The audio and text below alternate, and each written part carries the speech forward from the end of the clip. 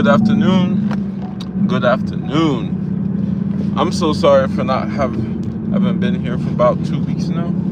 Time flies, and I just didn't have it in me to do lives recently. I had to go on a small vacation, personal mental vacation. I've tuned into people's channels like Riva TV. She says she posts a video every single day, and she has a day job. I think she works at the saloon. Yeah, I'm not gonna post a video every single day. I'm gonna try my best. And then currently, I am working on a few videos. So on top of lives and doing topics about things I may run across or experience in life that I want to comment on, I personally enjoy making videos where, like, maybe I'll do a drone shot, or I'll just heavily edit a video, put together some clips, maybe put some music on it. Ideally, it'd be nice to put some audio, like commentary, but I just don't have that kind of time. And I know a lot of people make money here on YouTube and whatnot. That's great for them. More so, this channel is really non-profit, if anything. If you get something from it, if you find something cool or interesting, that's awesome. And I appreciate any time invested in any views or likes or comments, subscribes. I really appreciate it. And truly, I'm just here to be of help or aid to somebody, and to further my personal interest and hobby in just editing and shooting film. And maybe it's because I'm a Sagittarius. So many people talk about zodiac signs these days. I've invested in learning what Sagittarius is, because a lot of women that I've run across, when they'll ask me when my birthday is, and the moment I say I was born in December, they go, "Are you this? Are you that?" I don't even know the other sign that shares the month of December. Right? There is a one that's later in the month, right?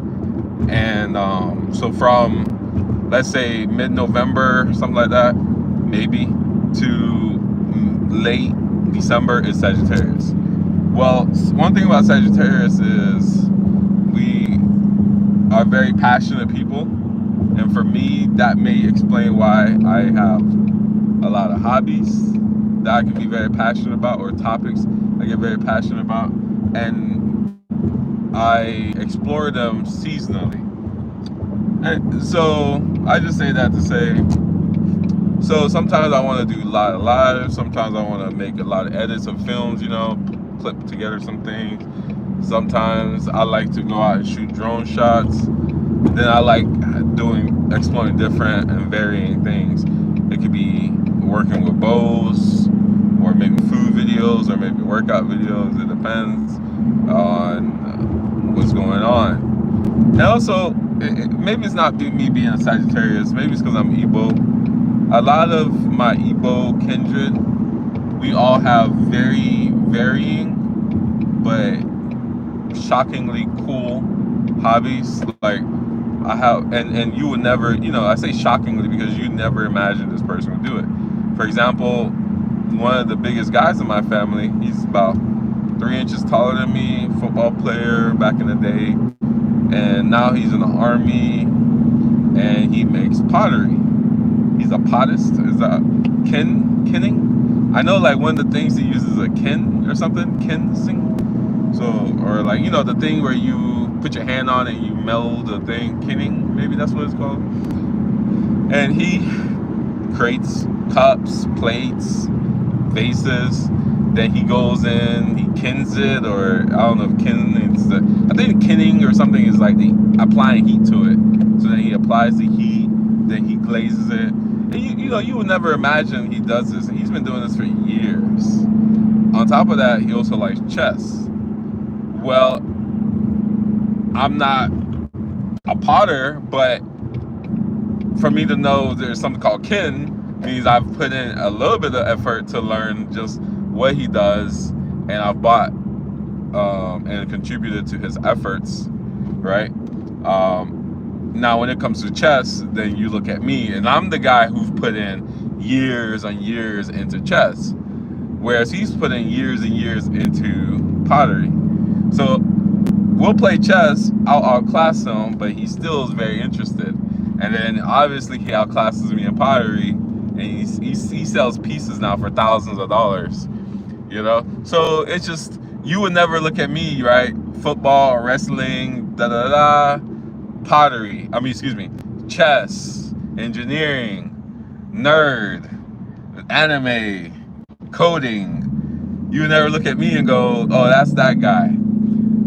I'm sure a lot of white fellas would look at me and go, hillbilly, as in bow and arrow, as in 22 rifle, as in hunting, and you know, I'm sure people won't look at me and go Brazilian jiu-jitsu, but all this is in there. And anyways, I just say all that to say that I just go on phases in these videos. Anyways, so let's get on to the real topic. I've composed a note. Oh, I've always had a notepad, but recently I've been writing, since I haven't been here doing the lives on the daily like I did for about a month. So I started putting together some topics that I do want to discuss, and depending on how I'm feeling, if I'm not too fatigued, I'll talk about them. So today's topic is about sharing with people who disregarded you what God's blessed you. I think all of us have gone through relationships with people or things or situations where we're pouring into this thing or this person, and they take us for granted. I think every human being goes through this. So I'm pretty sure everybody has had that ungrateful girlfriend, or ungrateful or dismissive boyfriend, even in marriages, right? In every relationship, it's bound to be like this sooner or later. Barack Obama's wife, Michelle Obama, former President Barack Obama's wife, former President Barack Obama's wife, yeah, I said it right, went on an interview of several months ago, if not years. Who knows when these videos surface, or when they were made, and then versus when they surface. Anyways, she went on an interview talking about how relationships today, especially in the black community, really sadden her, because a lot of young people are quitting on each other, and relationships don't last as long. And one of the key things she talked about was relationships are not 50-50. You see, that's another topic. I don't want to dive too deep into it. It's another topic. Relationships aren't 50-50. She says sometimes it can be 80-20. Sometimes it can be 100-0. The main reason why I bring this up is to say that even in marriages, long marriages, you'll find yourself pouring and pouring and pouring and pouring. Well, this isn't necessarily the same thing, you see, because relationships go up and down. The reason I want to define that this isn't the same thing is because I don't want somebody to listen and hear this video or this live and think, okay, it's time for me to leave who I'm with. Give me a second. I think somebody's commenting.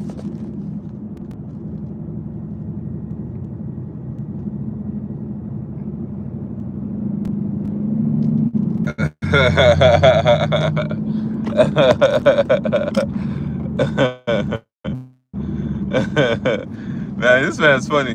He says, I've heard about revolutionary chess in class today. And you heard of these, you didn't even have to say the second part. You're talking about these nuts. You're so funny. Thank you. I appreciate the comment.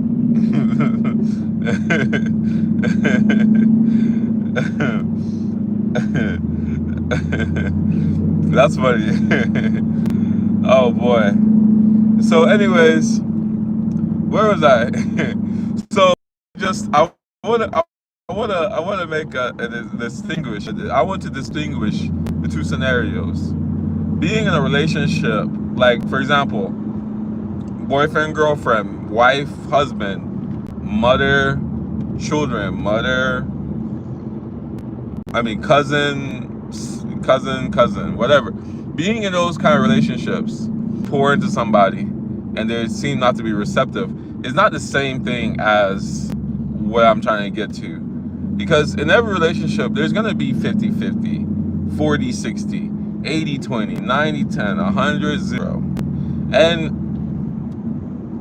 there's a point when you hit 100-0 where there's a certain period of time that will continue and linger. It could be a week, it could be 2 weeks, it could be a month, it could be a year.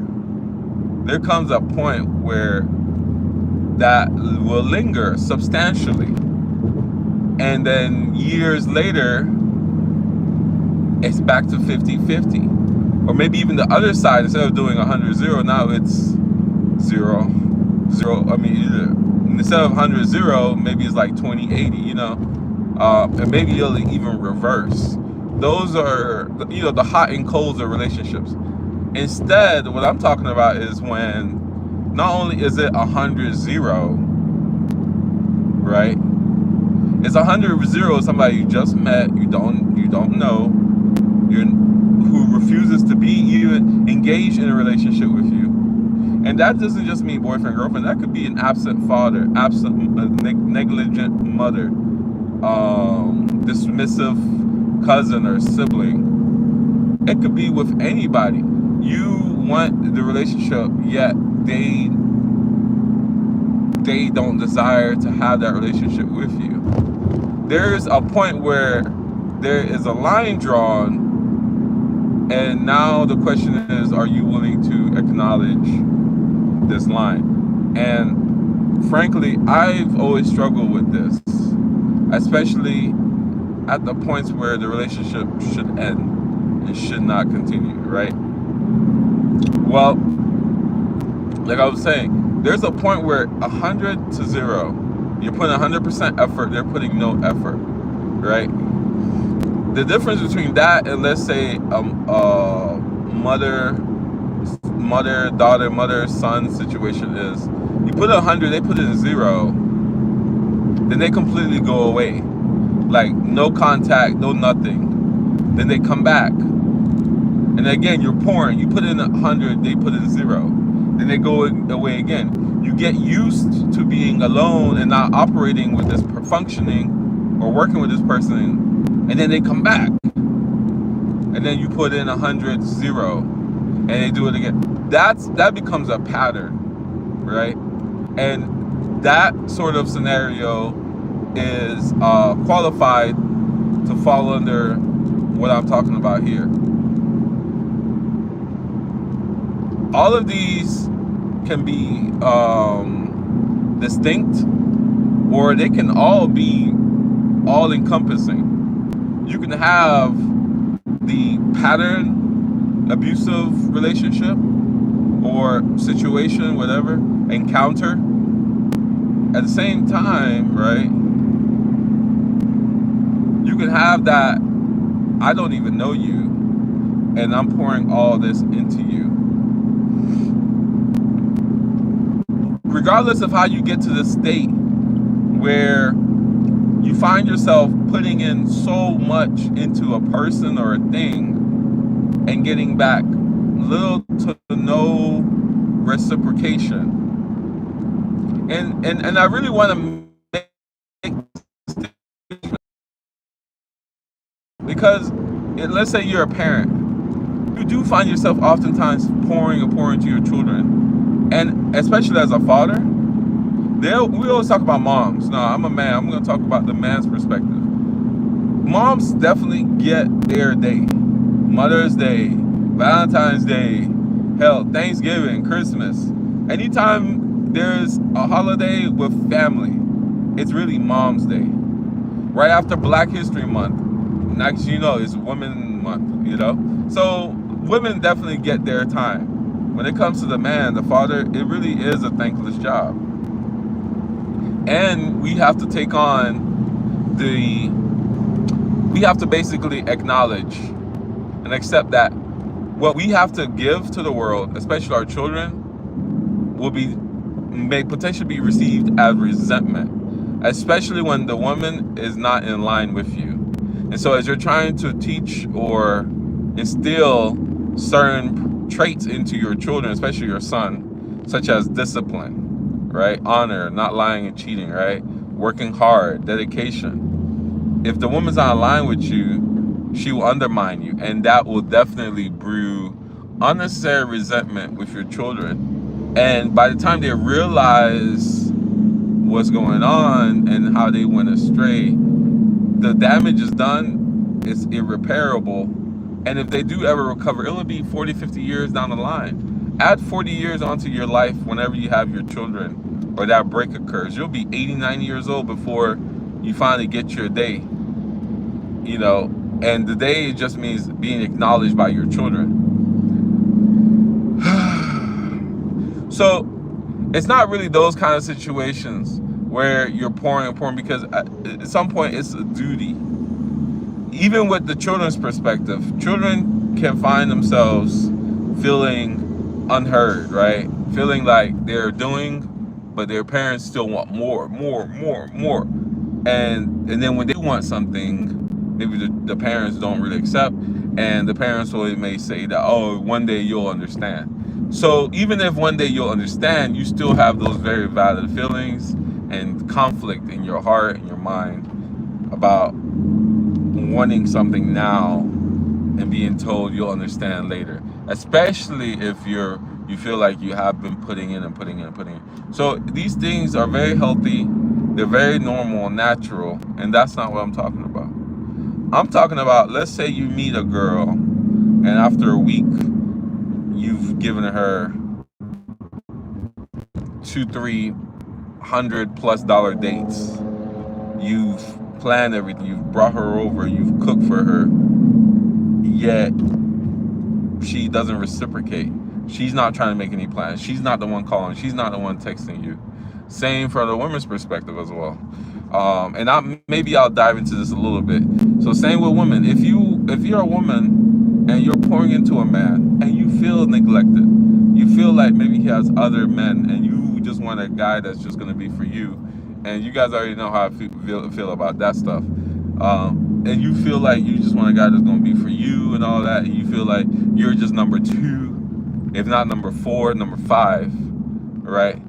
That's what I'm talking about. Now I will dive into this just slightly. So again, because a lot of people don't really acknowledge these things. So again, the difference between those two scenarios, between a man and a woman and a man, is that when a man's pouring into a woman, she can at times take him for granted because there's just so many options.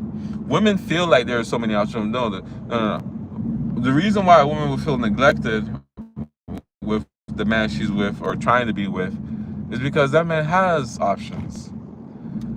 I know that sounds confusing, right? Men tend to give or acknowledge that they have a standard, like that. Oh, I'm a man. I'm a 4 out of 10 at best. I can maybe get a woman that's a 2. That's how men think. Women will be a 4 at best, 5 at best, a Kevin Samuels average at best, and they will still think they can get a man that's 9, right? So the difference is when a man who's a 4 or 5 gets a woman that's a 3 or 2, and he's pouring into her and she's still neglecting him, it's because there are several other men taking their shots at her.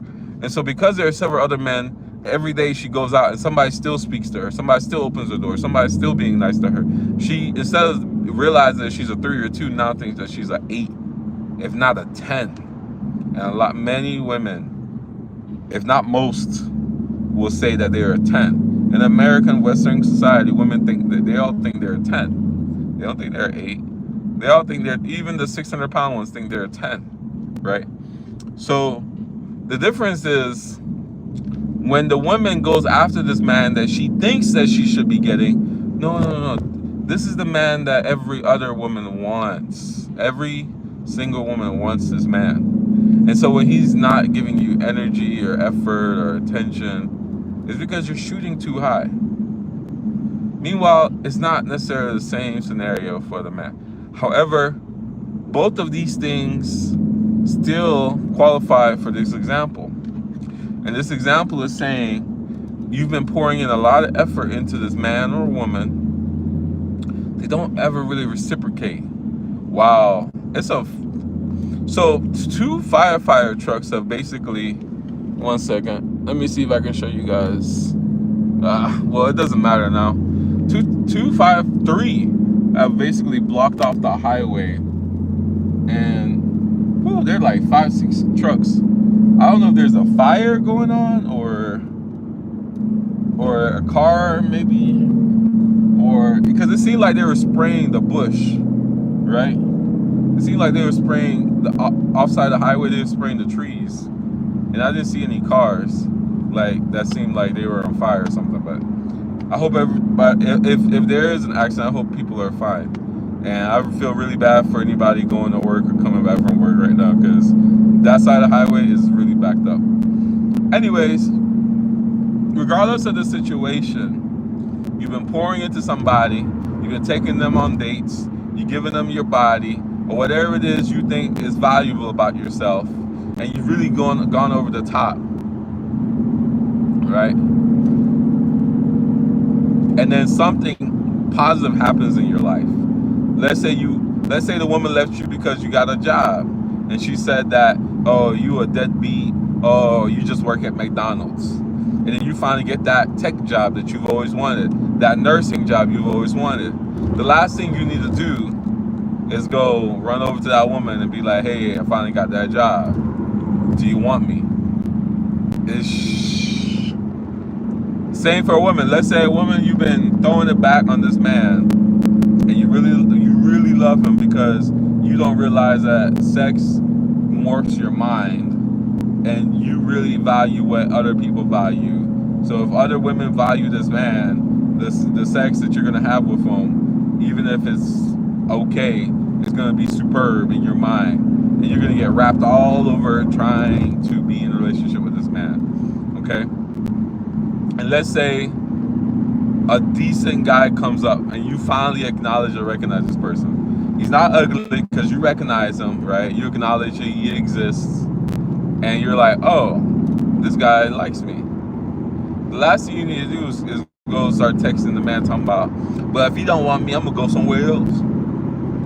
No, guys, if something positive happens in your life, you need to leave the situation that you're in quietly and invest in that good opportunity. If you clearly acknowledge and see that